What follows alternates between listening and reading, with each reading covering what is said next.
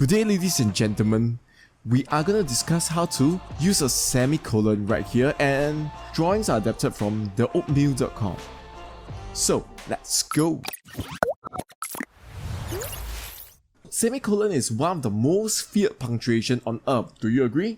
And if you don't, how do we actually use it? And using a semicolon isn't hard, semicolon. I once saw a party gorilla do it. So, why and what's the point of semicolon? The most common way to use a semicolon is to connect two independent clauses. For example, the ice cream truck man drove by my house today. Full stop.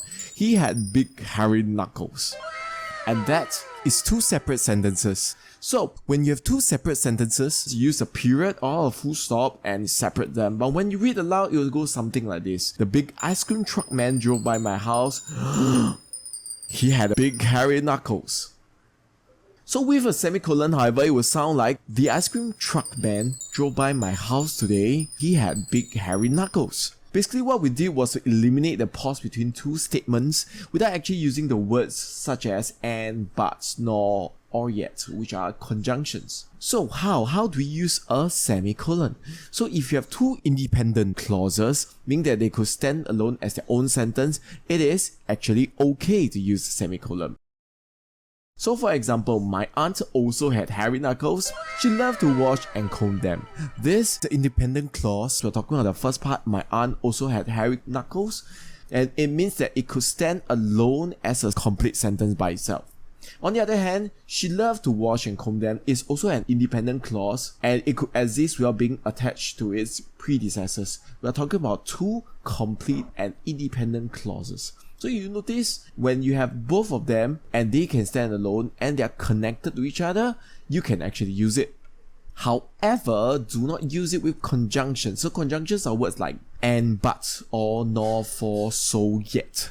My aunt's hairy knuckles are magnificent indeed, but I have no desire to stroke them. When you use the word but, you can't really use semicolon. Instead, you use a comma to separate the two clauses instead, and you definitely don't want to stroke that. So, when should I use a semicolon? When you look at this sentence, I gnaw on old car tires, it strengthened my jaw so I'll be better conditioned for bear combat. So using a semicolon when you want to form a bond between the two statements because they are either related to or contrast each other. So this will give a very direct relationship between them, either something that is similar or something that is different. And in this case, the relationship between gnawing on tires and combating bears is strengthened by using a semicolon. Next, I fought the bear and won. Also, I never kissed plague rats on the mouth. The idea actually talks about the victory of bear has no connection to plague rats, so we should definitely use a period, definitely not a semicolon. So when we pause, both bears and semicolons have pause. See the pun there? So when you use a comma, there's a brief pause when you read it. When you use semicolon, we use a moderate pause, perhaps something slightly longer. And last but not least, when we have a period or a full stop, we goes to a complete stop, which means that the pause is definitely longer. So in the internal structure, we use the semicolon to connect sentences that contain internal punctuation. What do I mean? It means when dinosaurs agree on something, they often high-five each other, semicolon. Dinosaurs are all about high-fives. So I got all these commas, how can we ever be together without forming a run-on sentence? So nothing can stop true love using a semicolon, you fool. If you use a comma in this sentence, it will result in a comma splice. And if you use a period, you will lose the connection between the two clauses. So it will be better to actually use semicolon because there's actually a comma in between already, which you might not want to use another comma then.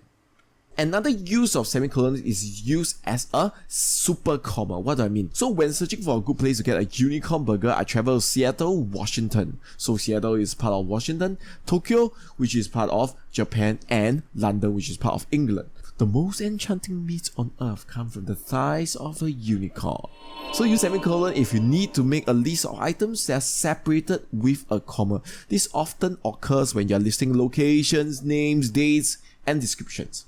In this case, we talk about my favorite people include Samuel Slaughterjaws, a famous unicorn hunter, my uncle Wilfred, a world champion at mayonnaise eating contests, and Nikola Tesla, the most awesome dude ever fire a lightning bolt at an angry peasant. Mayonnaise made me the man I am today. And this semicolon actually enable you to list and describe all three characters in the same sentence, which is pretty awesome given that you do not want to separate them because they're all connected by this idea of favorite people. We have come to the end, and I hope that you understand that Godzilla is a misunderstood creature because beneath his raging desire to set people on fire, in them lies a gentle giant who just want to cuddle. I hope you have a better understanding of the three uses of semicolon. And that's it for today. Have an awesome day.